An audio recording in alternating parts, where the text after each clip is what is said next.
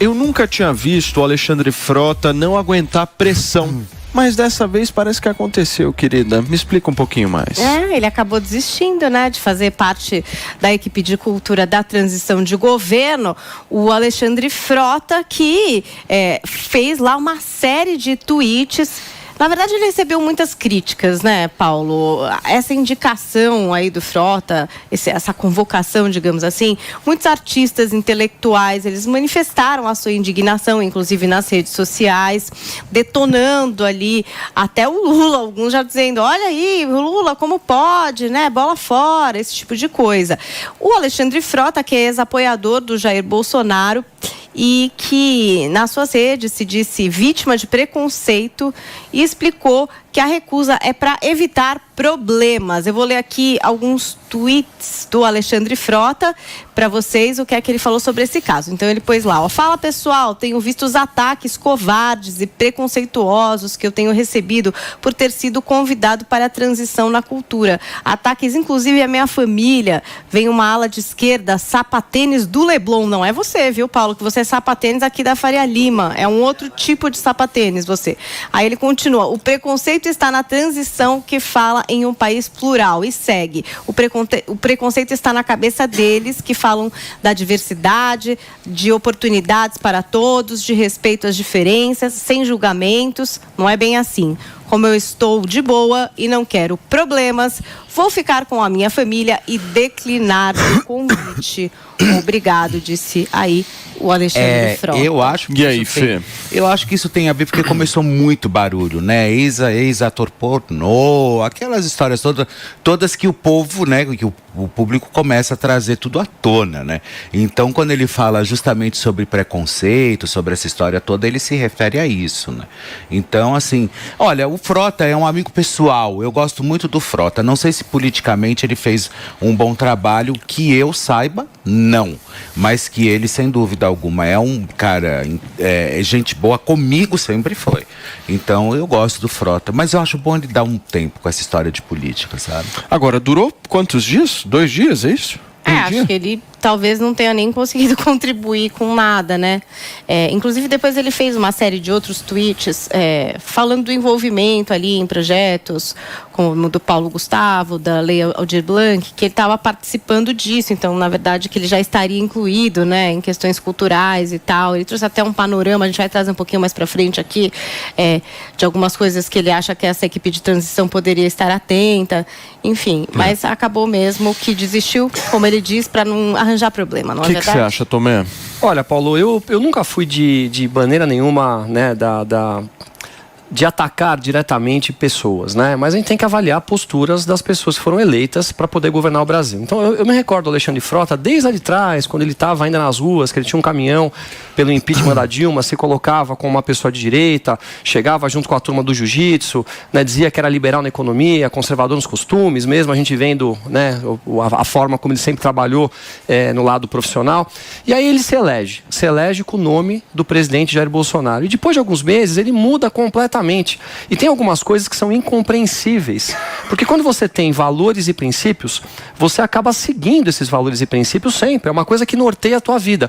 E ele passou a criticar tudo que era do governo Jair Bolsonaro, não somente as coisas que ele julgava coisas ruins, porque houveram coisas maravilhosas no governo. Claro que tiveram coisas que podiam ser feitas de uma maneira um pouco melhor, claro que sim, mas ele criticava tudo, passou a bater em todo mundo, os bolsonaristas passaram a ser loucos, né, raivosos, agressivos, e aí de repente ele muda de lado e ele participa do início aí da transição do governo Lula, que ele tanto criticou no passado, né, um governo que nós sabemos o que fez pelo Brasil.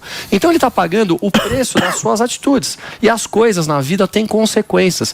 Por isso que eu digo, a tudo que está acontecendo agora, ações estão sendo tomadas, arbitrariedades, posturas de pessoas que não ficam, né, dentro de uma linha e que cada hora estão de um lado, dependendo de onde o governo vai, as coisas têm consequências e o tempo vai mostrar isso para todo mundo. Ô Zoe, você acha que o Alexandre Frota desistindo melhora a equipe de transição de alguma forma?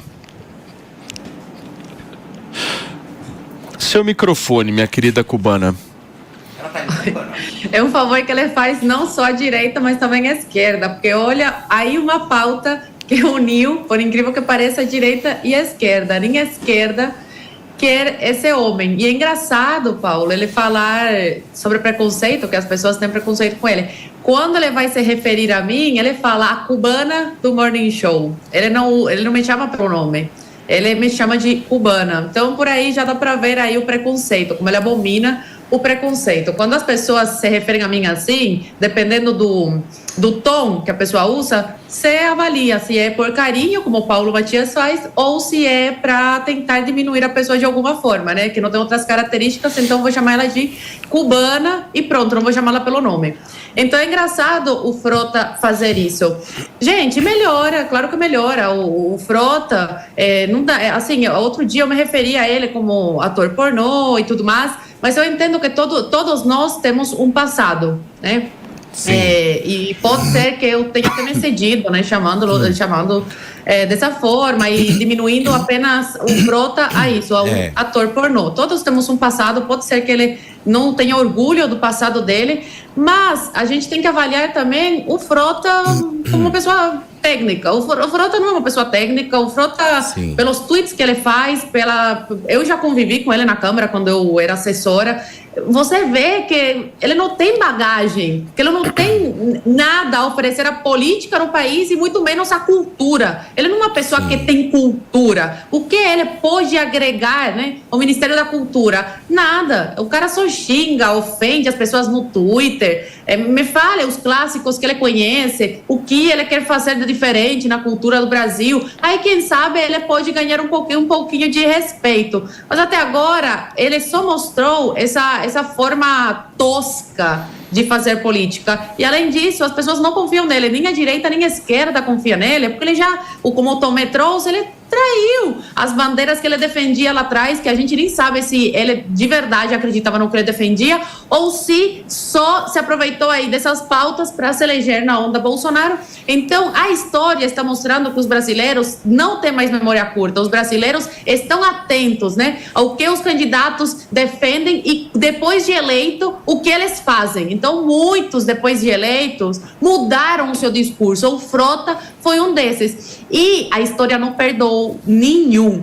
Todos que traíram o Bolsonaro estão aí no buraco, não conseguiram se reeleger. Por quê? Porque traíram as suas convicções e, principalmente, os ideais do povo brasileiro, que foi quem nos colocou lá. Ô Mastro, você acha que, de alguma forma, o Frota ainda vai continuar na política depois dessa? Eu acho que primeiro a gente precisa restabelecer a verdade, né? O Alexandre Frota não desistiu. Ele foi desistido, no caso. Desistiram ele, né? Porque o Alexandre Frota, ele se elegeu, como bem disse, às costas do nome do Bolsonaro, como vários fizeram, como Joyce fez, como Dória fez. Então, o resultado das urnas do Alexandre Frota, a recusa pelo povo, é justamente mostrando que não tem lugar para traidores de ideias, não é traidores de pessoas. Então, o Alexandre Frota acabou traindo ideias do povo. O povo não perdoou. Agora, o que é mais evidente, né, nessa recusa do PT é porque mostra que não há lugares para traidores do povo, nem mesmo nas alas mais radicais, como a ala do PT. Ou seja, nem o PT aceitou o Alexandre Frota no governo de transição.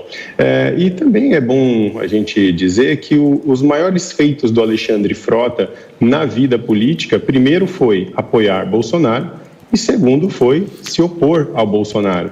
Porque o Alexandre Frota, ele só sai o nome dele na mídia enquanto parlamentar, ou foi no início, quando ele foi eleito apoiando o Bolsonaro, ou foi depois colocando o nome aí do Bolsonaro na sua boca para fazer todos os tipos de crítica ao governo. Então, eu não vejo o Alexandre Frota numa continuidade de carreira política, a não ser sendo colocado em troca de favores em alguma secretaria, em algo que o beneficie, né, financeiramente e vá contra a vontade do povo brasileiro, porque o povo já deu o recado. Alexandre Frota, você não será eleito, os seus ideais não são compatíveis com o povo brasileiro e o povo brasileiro não perdoa a traição.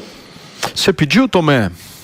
Seria importante, Paulo, a gente discutir um pouquinho preconceito.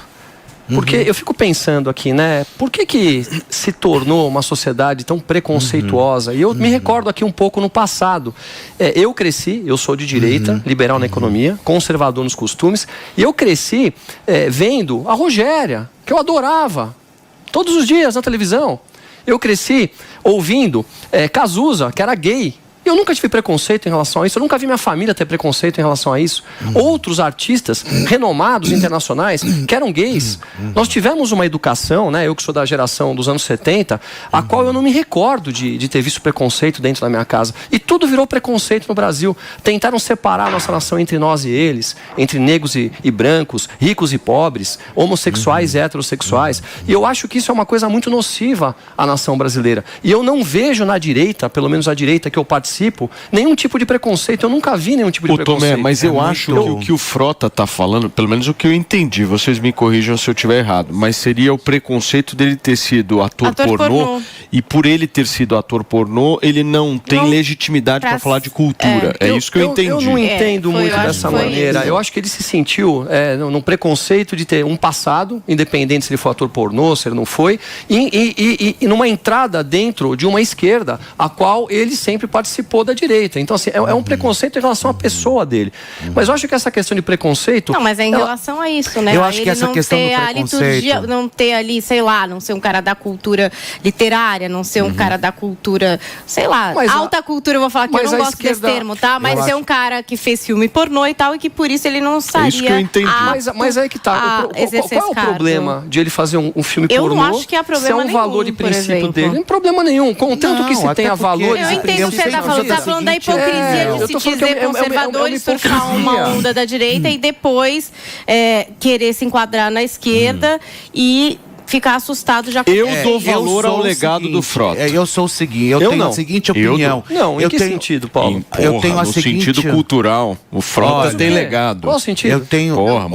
não podemos discutir aqui agora, Tomézinho. Não podemos discutir agora, Tomézinho. Eu sempre carrego comigo o seguinte conceito. O que você não está atrelado ao que você era. Né? Então, por quê? Porque eu acho que as pessoas estão em eterna evolução. Eu acho que todo mundo cresce, a maturidade chega, você constrói, você se elege, enfim, a vida muda e as coisas rolam, né? Quando a gente fala de preconceito, eu odeio essa frase, que talvez possa ser o meu lugar de fala, eu odeio isso. Às vezes eu percebo que o preconceito, às vezes para alguns, é como se fosse uma questão de vitimismo mesmo, entendeu? Tipo, esse é um ponto não tem parece que é a última carta que você tem para trucar, né? E que você chega e fala assim, não, isso é preconceito, entendeu? Porque um homem gay aos 48 anos, né? Eu sempre tive que levantar muito cedo para trabalhar. E eu sempre trabalhei aonde eu quis e sempre exerci legitimamente a minha profissão.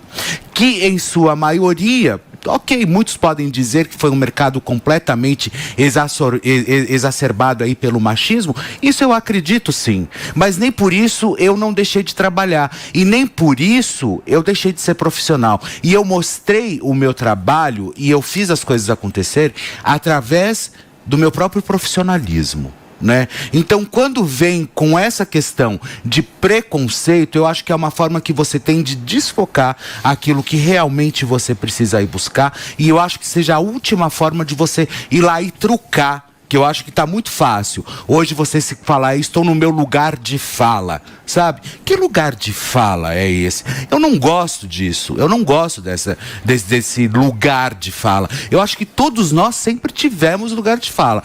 Porém, eu acredito sim, as histórias estão um pouco mais evidentes. Sim. Então, quando você traz as discussões à tona, isso é ótimo. Mas as pessoas sempre tiveram fala. Mastro, eu vou pedir para você ser bem objetivo, por favor. O Felipe desenhou muito bem a questão do preconceito, mas deixando objetivo essa situação do Alexandre Frota, ele utiliza esse passado como forma de justificativa da aversão do povo à sua figura e às suas ideias, o que de fato não tem nada a ver com seu passado. A prova disso é que ele foi eleito, né, para a Câmara dos Deputados em um outro momento, inclusive pela maioria conservadora, ou seja, a maioria que talvez seja mais conservadora no costume e não aceitaria um passado tão radical como ele teve. Então, o que o Alexandre Frota está fazendo agora é utilizando do vitimismo, da história que ele já teve, como uma justificativa da aversão que a população tem às suas ideias e à sua figura, mas não ao seu passado.